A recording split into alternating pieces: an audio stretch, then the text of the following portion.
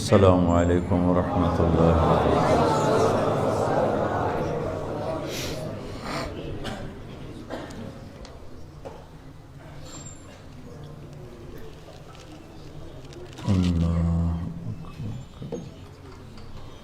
بسم اللہ الرحمن الرحیم، الصلاۃ والسلام علی رسولہ الکریم وعلی آلہ وصحبہ اجمعین۔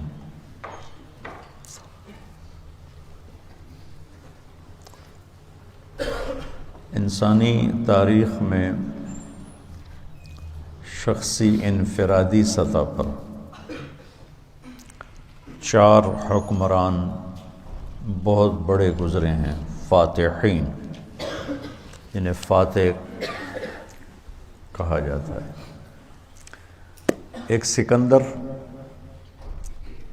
عیسیٰ علیہ السلام سے پہلے، اور ایک چنگیز خان، یہ 7ویں صدی میں، محمود غزنوی 5ویں صدی میں، 416 میں انتقال ہوا، اور تیمور لنگ اس کو کہتے ہیں، تاشقند کو فتح کرتے ہوئے اس کے یہاں تیر لگ گیا تھا، تو اس کے بعد وہ لنگڑا ہو کے چلتا تھا تیمور۔ یہ 3 بادشاہ انفرادی سطح پر بڑے فاتحین میں شمار ہوتے، اور آخری فاتح جس کو کہا جا سکتا ہے وہ تیمور ہے۔ تیمور کے بعد کوئی شخص انفرادی سطح پر اتنی بڑی فتوحات نہیں کر سکا، اور محمود کے علاوہ سارے سفاک ظالم تھے۔ تیمور تو مسلمان تھا، 33 ملک تباہ کر دیے اس ظالم نے، اور سب اسلامی ملک تھے، سب، کسی کافر ملک کے خلاف اس نے یلغار نہیں کی۔ وہ ایک شاہی سطح پہ لٹیرا ٹائپ تھا، لوٹ مار کرتا تھا، دلی کو بھی فتح کیا، لوٹ مار کرنے آیا تھا۔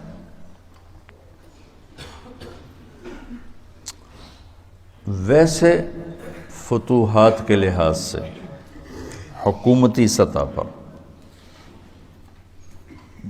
جو برطانیہ نے فتوحات دنیا انسانیت میں اور انسانی تاریخ میں کی ہیں، اس کی مثال نہ پہلے ہے نہ بعد میں ہے، نہ اسلام میں ہے نہ کفر میں ہے۔ چھوٹا سا ملک ہے، انگلینڈ، اسکاٹ لینڈ ملتا ہے، ویلز ملتا ہے، آئرلینڈ ملتا ہے، تو تھوڑا سا اس کا بھرم بن جاتا ہے۔ نہ خود تو چھوٹا سا ملک، 4 گھنٹے میں اس کے بارڈر ختم ہو جاتا۔ لندن سے چلو تو 4 گھنٹے کے بعد اسکاٹ لینڈ کا بارڈر آ جاتا۔ تو اس قوم میں کیا وہ صفات تھیں، وہ تو ایک لمبی کہانی، کہ نہ اسباب، نہ وسائل، نہ موسم سازگار، نہ عددی طاقت، اور اتنی بڑی سلطنت کے مالک بنے ہیں کہ ہر بر اعظم پہ حکومت کی یہ صرف انہی کو ملا۔ آسٹریلیا پہ حکومت، امریکہ پہ حکومت، جنوبی امریکہ پہ حکومت، یورپ پہ حکومت، ایشیا پہ حکومت، یہ صرف اس ملک کو اعزاز حاصل ہے۔ آپ حیران ہوں گے کہ 100 سال میں ہندوستان اس وقت 20 کروڑ کی آبادی کا ملک تھا، اور 2 لاکھ سے زیادہ گورے نہیں تھے، صرف 2 لاکھ پورے ہندوستان میں، 2 لاکھ آخری عدد۔ مقامی لوگوں کو بیوقوف بنا کر انہیں سے لڑا کے اپنی فتوحات حاصل کر۔ بہرحال سراج الدولہ 12 بجے اٹھتا تھا دن کے، اور لارڈ کلائیو سورج نکلنے سے پہلے گھوڑے کی پیٹھ پہ بیٹھتا تھا، اور سورج ڈوبنے کے بعد اس سے اترتا تھا۔ محنت کا جہان ہے، نتیجہ انہی کے حق میں جاتا ہے جو جہد کرتے ہیں، جو محنت کرتے ہیں۔ تو میرے بہت سفر ہو چکے ہیں، میں جب بھی باہر جاتا ہوں آپ کو تھوڑی بہت کارگزاری سناتا ہوں، اس ذہن سے کہ اللہ کرے آپ کے دلوں میں تبلیغ کی عظمت پیدا ہو۔ اللہ نے مجھے تاریخ پڑھنے کا موقع دیا کافی سارا۔ قرن اول کے بعد ایسا کام آج تک نہیں ہوا، آج تک نہیں ہوا۔ تو میرا جی چاہتا ہے کہ آپ سب کی طاقت اس میں خوش دلی سے لگے اور آپ اپنے اندر کے وجدان سے تبلیغ کا کام کرو، ہمارے پریشر میں یا شرم میں یا حیا میں نہیں، بلکہ اپنے ذاتی جذبے سے یہ کام کرو کہ ہم سب موت کے مسافر ہیں، ہم سب آخرت کی طرف چل رہے ہیں اور ہر آدمی اپنے ساتھ کچھ سامان لے کے جا رہا ہے، تو زاد سفر ساتھ رکھنا عقل مندی ہے۔ تو ایک حدیث یاد آئی، یا ابا ذر جدد السفینۃ فإن البحر عمیق، کشتی مضبوط بنا لے، سمندر بڑا طوفانی ہے۔ وَأَكْثِرْ مِنَ الزَّادِ فَإِنَّ السَّفَرَ طَوِيلٌ، اور راستے کا کوئی پیسہ ٹکا ساتھ رکھ لے، سفر بڑا لمبا ہے۔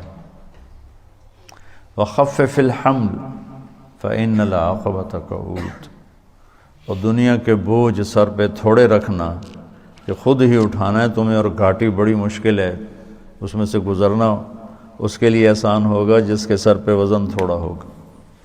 وَأَخْلِصِ الْعَمَلَ فَإِنَّ النَّاقِدَ بَصِيرٌ، اور عمل کو خالص رکھنا، پرکھنے والے کی نگاہ بڑی تیز۔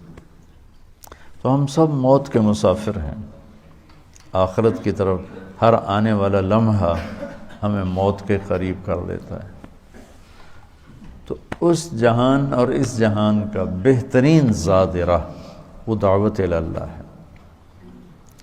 تو میرا جی چاہتا ہے کہ آپ شوق سے جاؤ، چھٹیاں ہوتی ہیں تو یقیناً گھر جانے کو جی چاہتا ہے، اس میں کوئی شک نہیں۔ اس جی چاہے کو توڑنا، وَنَهَى النَّفْسَ عَنِ الْهَوَىٰ فَإِنَّ الْجَنَّةَ هِيَ الْمَأْوَىٰ وَأَمَّا مَنْ خَافَ مَقَامَ رَبِّهِ وَنَهَى النَّفْسَ عَنِ الْهَوَىٰ فَإِنَّ الْجَنَّةَ هِيَ الْمَأْوَىٰ۔ اس میں گھر جانا ایک طبعی شوق ہے۔ ہم رائمنڈ میں پڑھے، رائمنڈ سے عالی فضا تو تبلیغ کی دنیا میں کہیں نہیں تھی، لیکن جب چھٹی قریب آتی تھی جی چاہتا تھا گھر چلے جائیں، لیکن اللہ نے لگوائے رکھا، چلا لگوائے رکھا۔ اتنی عمر گزر گئی، بیماری کی وجہ سے چند ایک میرے چلے ناغہ ہوئے، ورنہ 2014 تک چلا میرا کسی نہ کسی حال میں میں ضرور کہ میری ذاتی ضرورت، میں اپنی ضرورت سمجھ کے نکلتا، میں کوئی لوگوں کے لیے نہیں نکلتا ہوں، اپنی ذات کے لیے نکلتا ہوں۔ اس وقت یہ سب سے بہترین محنت ہے بچوں، اپنے اخلاق بنانے کی، ایمان بنانے کی، کردار بنانے کی۔ باقی محنتوں میں ذوف آ چکا ہے، اس میں بھی ذوف ہے، اس میں بھی ذوف ہے، یقینی بات ہے زمانے کے ساتھ، لیکن باقیوں کی نسبت اس میں کمزوری کم ہے، ادھر زیادہ ہے۔ جو یہاں آپ ایک مجاہدے کے ساتھ ایک چلہ لگا لیتے ہو، وہ آپ کے تزکیہ میں بہت بڑا کردار ادا کرتا۔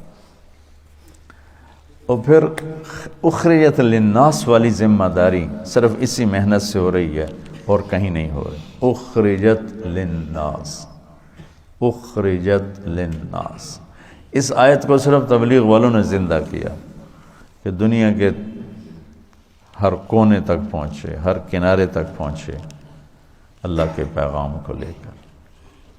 تو میں سب سے پہلے 1982 میں گیا تھا انگلستان، اس وقت میری ابھی شادی بھی نہیں ہوئی تھی، اور ایسی مشورے میں بیٹھے تھے رائمنڈ، میں رائمنڈ میں ہوتا تھا، تو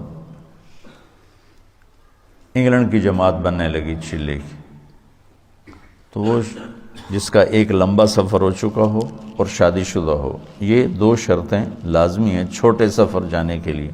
یہ چلے کی جماعت تھی، لہٰذا ہم تو غافل بیٹھے تھے، ٹھیک ہے ابھی بن جائے گی۔ میرے ساتھ بیٹھے تھے عبدالحلیم صاحب رحمۃ اللہ علیہ، ملتان کے بڑے اکابر تبلیغ میں تھے، ساری زندگی تبلیغ میں لگا۔ تو وہ مجھے مذاقاً کہنے لگے تیرا نام لے دوں؟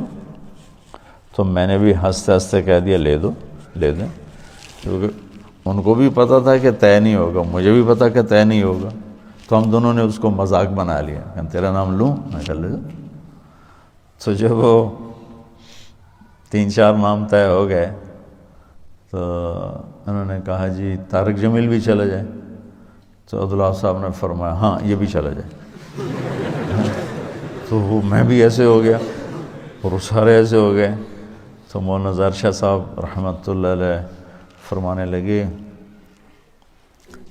اس کا تو کوئی سفر نہیں ہوا۔ کہنے لگے کوئی بات نہیں، خدا بخش ساتھ ہے، سنبھال لے گا۔ بھائی خدا بخش صاحب امیر تھے، اس کی شادی بھی نہیں ہوئی، کہا کوئی نہیں خدا بخش اس کے ساتھ ہے، اس کو سنبھال لے گا۔ میں ہکا بکا حیران، میں یہ کیا ہو گیا؟ مجھے تو خواب و خیال بھی نہیں تھا کہ ایسے ہو جائے گا۔ تو سارے مشورے والے بھی حیران ہو گئے۔ اللہ نے میرا نصیب لکھا ہوا تھا کہ میرا بیرون ملک کا پہلا سفر انڈیا تھا مارچ میں، اور یہ دسمبر میں تھا، باہر بیٹھے میں تھے۔ تو عبدالحلیم صاحب فرمانے لگے جلدی جا، پاسپورٹ بھی لے کے آ، پیسے بھی لے کے آ۔ تو اس وقت خیبر میل آنے والی تھی، وہ سامنے نظر آتی تھی، کوئی آبادی نہیں، کوئی گھر نہیں۔ ہم رائمنڈ کے صحن میں بیٹھ کر ریلوے کی پٹڑی دیکھتے تھے، بیچ میں رکاوٹ ہی کوئی نہیں تھی، ٹرینوں کو گزرتے دیکھتے تھے۔ تو گاڑیاں ہمیں ازبر ہوتی تھیں، میں فلاں گزر گئی، فلاں گزر گئی۔ تو میں نے دیکھا خیبر میل آنے والی، میں نے وہیں سے دوڑ لگائی۔ وہ ایک گیٹ اس طرف ہوتا تھا جنوب کی طرف، وہ بند رہتا تھا۔ تو اس وقت ہمت جوانی میں نے جمپ لگایا، گیٹ کو پکڑ کے چھلانگ لگا کے ادھر گرا اور دوڑ لگا۔ ادھر میں نے دوڑ لگائی، ادھر خیبر میل آنا شروع ہو گیا۔ میں کہا لے مارا گیا، نہیں پکڑ سکتا۔ خیر بھاگتے بھاگتے بھاگتے خیبر میل حرکت میں آ گئی، اور میں نے آخری ڈبے کا جا کے ڈنڈا پکڑا، میں اس پہ سوار ہو گیا۔ خرچہ پتہ کتنا تھا اس وقت؟ 10,000 انگلینڈ کا جانے کا، 8,000 کا ٹکٹ تھا اور 2,000 اوپر خرچہ ہونا تھا۔ 4 روپے کا ڈالر تھا، 19 روپے کا پاؤنڈ تھا۔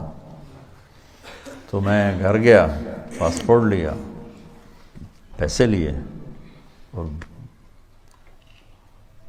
شام کو کسی گاڑی سے پھر میں رات ٹھہرنا پڑا، چونکہ خیبر میل شام کو پہنچتی ہوں۔ اگلے دن صبح میں وہاں پہنچ گیا۔ پہلا سفر ہمارا 1982 میں کراچی سے ہماری پرواز تھی، PIA، پہلے دبئی، پھر استنبول اور پھر لنڈن۔ تو یہ ہمارا 1982 کا پہلا سفر تھا۔ مجھے جانتے بھی کوئی نہیں تھے، جوڑ تھا۔ تو قاضی صاحب رحمۃ اللہ علیہ، خدا بخش صاحب رحمۃ اللہ علیہ، بھائی فاروق تھے رحمۃ اللہ علیہ آٹے والے، ڈاکٹر امجد صاحب تھے، اور یہاں سے میں جماعت ساری کراچی سے تھی، صرف پنجاب سے میرا نام اس میں آیا تھا۔ عبدالستار کتھوریا صاحب تھے، سب اللہ کو پیارے ہو گئے، بس ایک ڈاکٹر امجد صاحب نہیں ہے میں۔ تو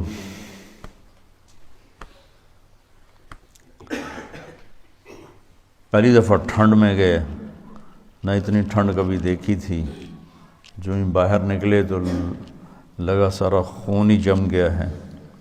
لندن مرکز چھوٹا سا پرانا سا، بدبو آئے اس میں، وہاں ہماری جماعت ٹھہری۔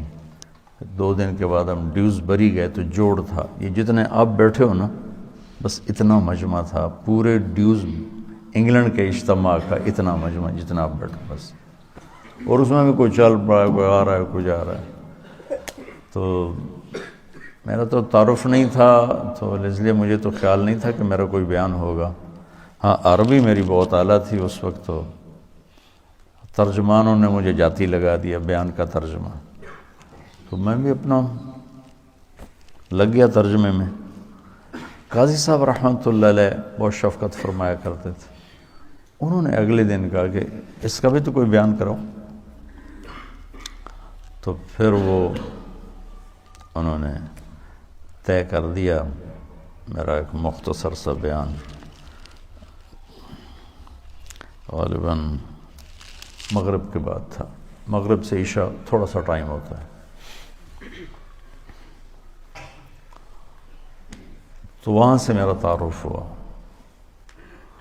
تو بعد میں ساتھی ملے، کہنے لگے جب تم ممبر پر بیٹھے تو ہمیں بڑا غصہ چڑھا کہ یہ کیا چوچے سے کو بٹھا دیا ہے۔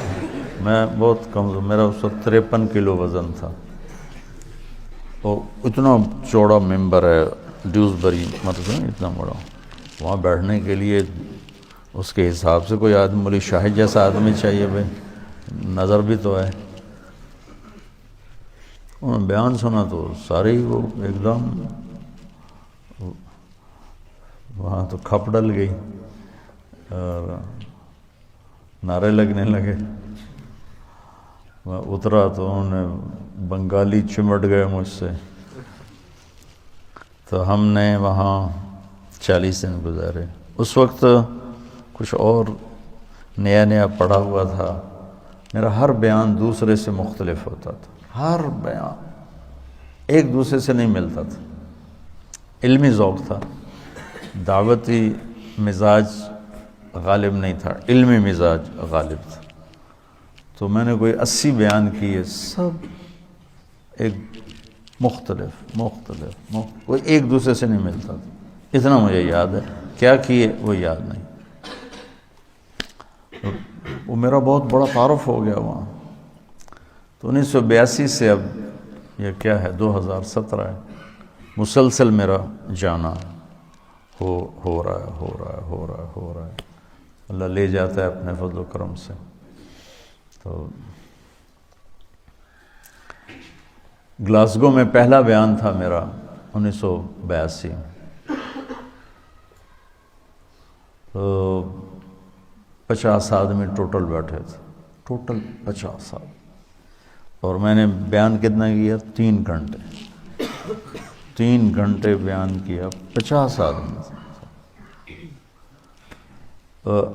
ابھی گلاسگو میں گیا ہوں تو ان کی جامع مسجد میں کوئی 7-8 ہزار کی گنجائش ہے، بیسمنٹ، ہال، پھر اوپر گیلری، پھر دائیں بائیں کمرے، تو کسی جگہ کھڑے ہونے کی جگہ نہیں تھی، کسی ایسے بھرے ہوئے، اوپر عورتیں بھری ہوئی، مرد، اور سب تمہاری طرح نوجوان، سب نوجوان۔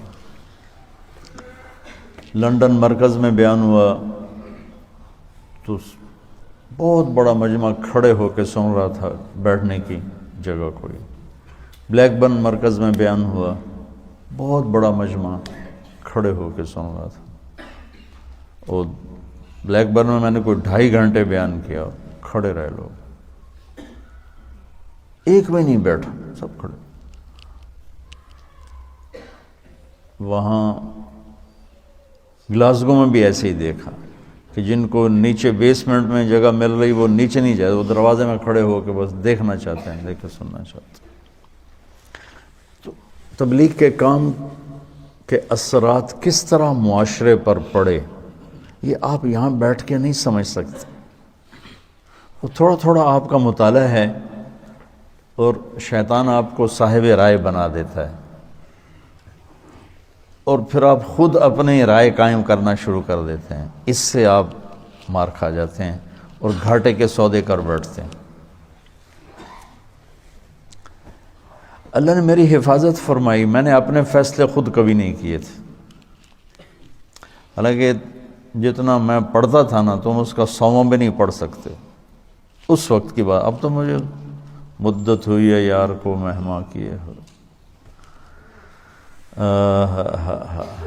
ماں ہر چہ خواندائیں فراموش کردائیں، بھول بھلیں ہوئی، لیکن میں 1 منٹ میرا خالی نہیں ہوتا تھا، کھانا، سونا، نماز، وضو، یہ 3-4 کام ایسے ہیں جس میں اور کوئی کام ہو نہیں سکتا۔ اس کے علاوہ میرا 1 منٹ بھی کتاب سے خالی نہیں ہوتا تھا، 1 منٹ اس طرح پڑھا۔ لیکن تمہاری طرح مجتہد نہیں بنا میں،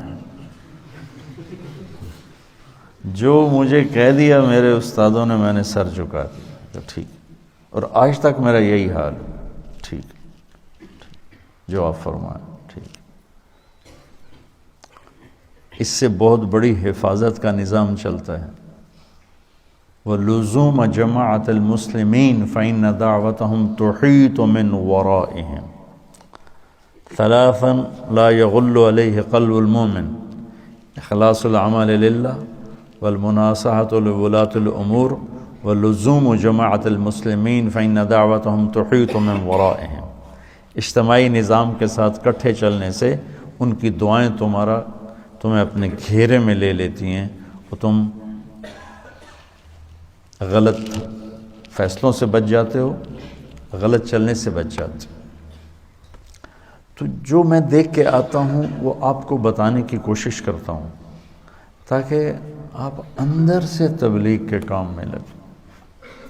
تمہاری ترجیحات میں تبلیغ، واللہ واللہ واللہ مدرسوں کی اب ضرورت کوئی نہیں ہے، جتنے ہیں بہت کافی۔ یہ کیوں بنائے ہیں کہ جس رخ سے میں سوچ رہا ہوں اس لحاظ سے اتنا قحط ہے کہ اندھیرا چھایا ہوا ہے، کہ ایسی نسل علماء کی جو ایک ریڑھی والے کے بھی پاؤں پکڑ کے اسے اللہ کی ماننے کے لیے تیار کریں، یہ مجمع کوئی نہیں۔ جنہیں گرے سے گرے پڑے تک کو بھی اللہ کی بات پہنچانے میں آر محسوس نہ ہو، یہ کوئی نہیں۔ میں چاہتا ہوں تم ایسے بن جاؤ، تمہارا فائدہ ہوگا۔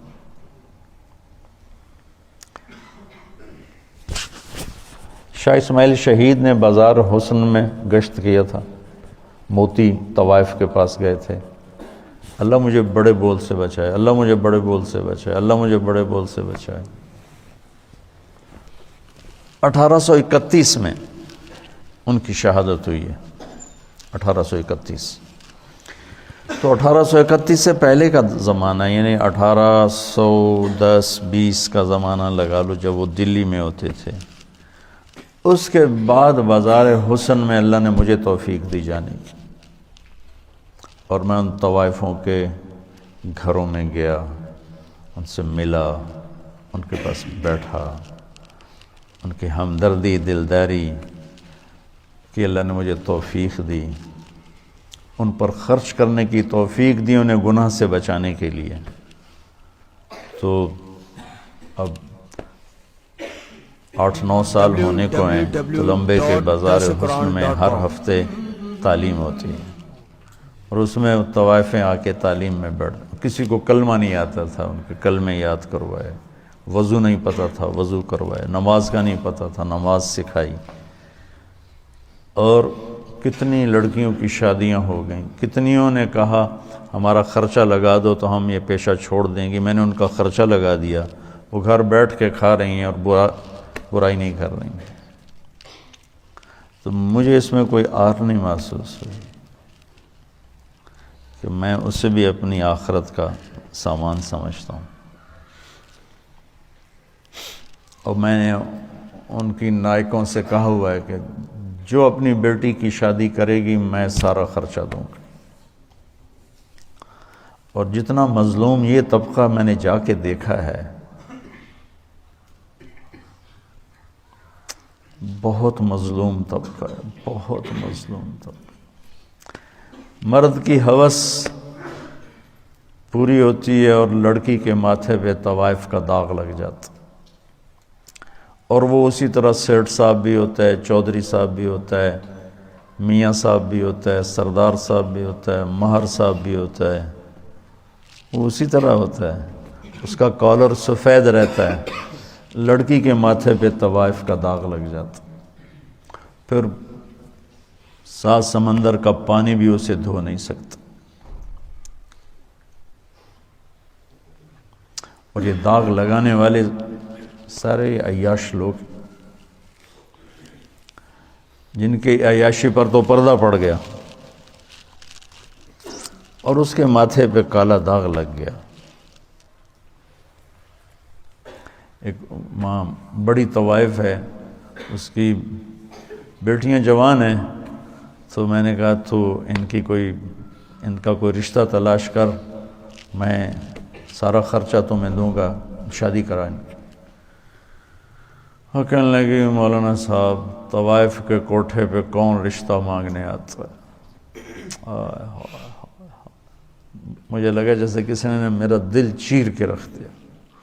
طوائف کے کوٹھے پہ رشتہ مانگنے کون آتا؟ یہاں تو عزت سے کھیلنے آتے ہیں، رشتہ لینے کوئی نہیں آتا۔ تو مجھے اللہ کے فضل سے میں اسے اپنی آخرت کا سامان سمجھتا ہوں کہ کم از کم ایک پورا محلہ طوائفوں کا، اس میں نمازیں شروع ہو گئی ہیں، کئیوں کو میں نے عمرے کروائے، ان کو عمرے پہ بھیجا۔ آج ابھی یہاں آنے سے پہلے ان کا جو ایک مردوں میں ایک بڑا چودھری ہوتا ہے، ایک عورتوں میں ہوتی ہے، ان کا اپنا ایک پورا نظام ہے۔ میں نے اسے فون کر کے کہا تم تیاری کرو، میں تمہیں عمرے پہ بھیجتا ہوں۔ اس نے مجھے اتنی دعائیں دیں، اتنی دعائیں دیں۔ تو میں چاہتا ہوں تبلیغ تمہارے اندر اس طرح اترے۔ یہ وقت کا سب سے بڑا تقاضا ہے کہ ہم لوگوں کے پاؤں پڑھ کے ان کو اللہ کا راستہ بتا دیں۔ اس سے عظیم اور برتر محنت ابھی اور کوئی نہیں ہے۔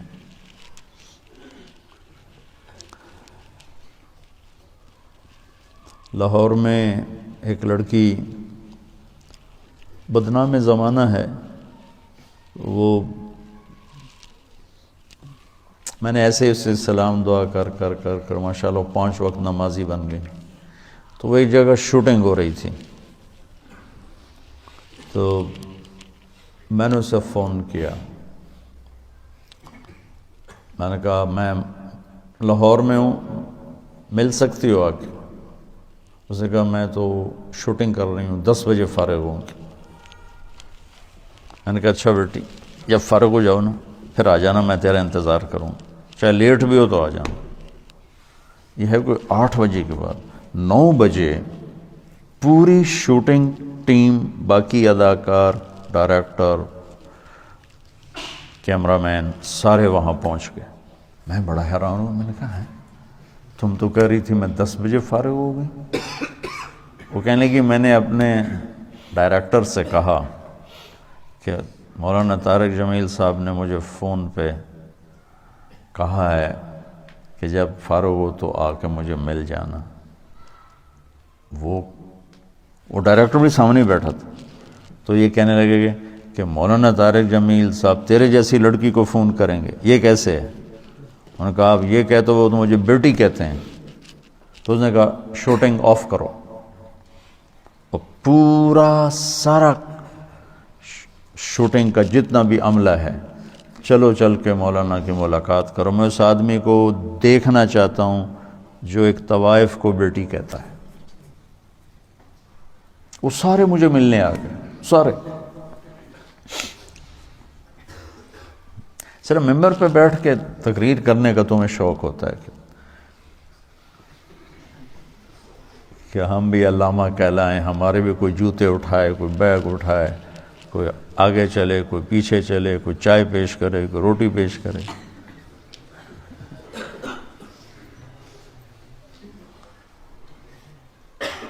میری تمنا ہے کہ اللہ آپ کے اندر تبلیغ زندہ کر دے۔ پھر چاہے ممبر پہ بیٹھو، کرسی پہ بیٹھو، درسگاہ میں بیٹھو، دکان پہ بیٹھو، گھوڑے پہ بیٹھو، گاڑی پہ بیٹھو، ہوا میں اڑو، تبلیغ تمہارے اندر ہو۔ اللہ کا نبی تشریف فرماتے کہ طوائف کا گزر ہوا، یعنی میں پیچھے سے دلیل دے رہا ہوں، تو مدینے وہ کہنے لگے یہ کیسا نبی ہے جو اکیلے ہی روٹی کھاتا ہے، کسی کو بلاتا ہی نہیں؟ وہ تو آپ کو تکلیف دینا چاہتی تھی، تنگ کرنا چاہتی تھی. تو آپ فرماتے طوائف ہے اس کو دھکے دے کے باہر نکالو. آپ نے فرمایا آ جاؤ، آ جا، بیٹھ جا. ساتھ بٹھا لیا.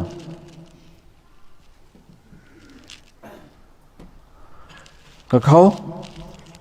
اس کا مقصد کھانا نہیں تھا، اس کا مقصد آپ کو غصہ دلانا تھا، آپ کو تنگ کرنا تھا کہ یہ کچھ کہیں گے پھر میں کہوں گی ویکھ لیا توڑا نبی اے گلاں کردا ہے. کہنے لگی یہ نہیں کھاؤں گی، جو تیرے منہ میں لقمہ ہے چبا رہے وہ نکال کے مجھے کھلاؤ. تو آپ نے منہ سے اس کو اسی وقت نکال لیا. ہمارے پنجابی کی مثال ہے، کبا سمجھتے نا، کبا، کبڑا.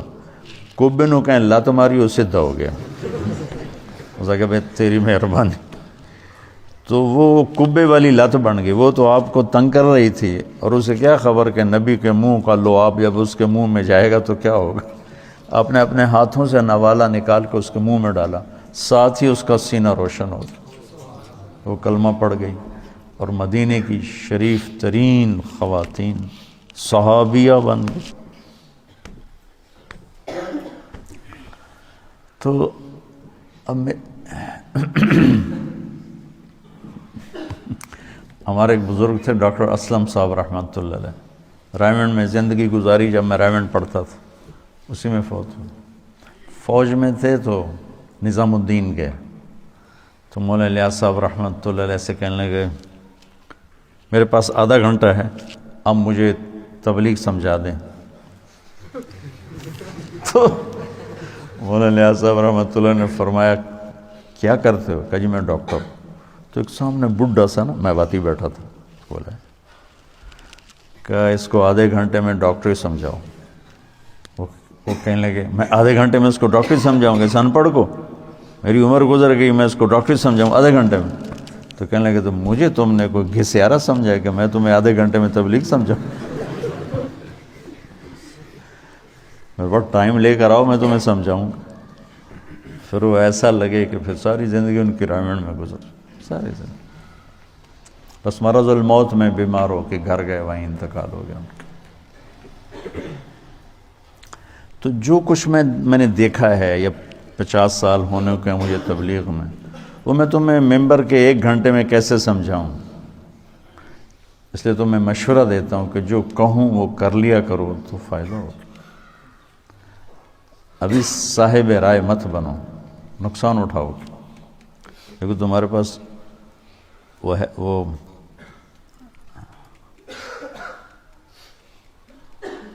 ابو بکر شبلی، یہ نہاوند کے گورنر تھے، نہاوند عباسی دور. تو یہ تشریف لائے جنید بغدادی کے پاس. کہنے لگے جو تیرے پاس ہے یا مفت دے دے یا مول دے دے. عجب واقعہ. فرمانے لگے مفت دوں گا تو قدر نہیں کرو گے، مفت دوں گا قدر نہیں کرو گے، اور مول لیتے ہو تو تیرے پاس پیسے ہی نہیں ہیں، مول کیسے لوگ. قیمتاً لینا چاہتے ہو تو پہلے کوئی پلے دانے تو لیتے ہیں. کہنے کہ کیا کروں؟ کہا گورنر ہی چھوڑ پھر بات ہوگی. گورنر ہی پہلے چھوڑ. تو گورنر ہی چھوڑ دی. پھر 5 برس ان کی خدمت میں رہے، وہ ایک الگ داستان ہے کیا کیا کروایا. 5 برس کے بعد پوچھا ابو بکر کیا حال ہے؟ کہا جی اپنے آپ کو دنیا کا کم تر ترین انسان سمجھتا ہوں، سب سے گھٹیا ترین انسان سمجھتا ہوں.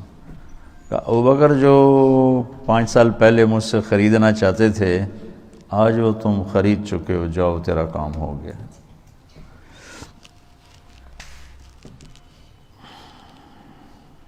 وہ بڑے صاحب کرامات بنے ابو بکر شبلی. تو یہی گزارش ہے کہ بچوں اس عمر میں مجتہد نہ بنو، اس عمر میں اپنی رائے پہ فیصلے نہ کرو، نقصان ہوگا. اپنی طاقت کو تبلیغ میں لگاؤ، پھر اس کے ساتھ باقی سارے شعبوں میں کام کرنا، انشاءاللہ بہت فائدہ ہوگا، بہت فائدہ ہوگا. تو اب ماشاءاللہ ہیتھرو ایئرپورٹ پہ کمرہ بنا ہوا ہے، وہاں نماز پڑھنے کی جگہ موجود. ہم جب 82 میں گئے تھے تو ایک مصلی کی جگہ نہیں تھی. تو ہم ظہر کی نماز پہنچے، دن چھوٹے، ظہر کی نماز قضا ہو رہی تھی، تو امیگریشن چل رہی تھی، لائنوں میں ہم لگے ہوئے تھے. تو ڈاکٹر امجد صاحب نے وہیں اذان دے دی. تو ایک آدمی بھاگ گیا، کیا کر رہے ہو کیا کر رہے ہو؟ اس کو پتہ ہی نہیں تھا کسی کو اذان کیا ہوتی. کہ جی ہم اپنی عبادت کرنے لگے. پھر ہم نے امیگریشن سے پیچھے ہی چادر بچھا کے اپنی نماز پڑھی. نماز پڑھ سے کہ فارغ ہوئے تو ایک عورت آ گئی کہ تمہارا ہیڈ کون ہے؟ ہم نے کہا یہ کہ آپ لوگ باہر آ جاؤ. انہوں نے باہر بولا کہ ٹھک ٹھک ٹھک ٹھک ہمیں ویزے لگا کے نکل جاؤ. اس وقت ویزا وہیں مل جاتا تھا. اب اللہ کے فضل سے ہر جگہ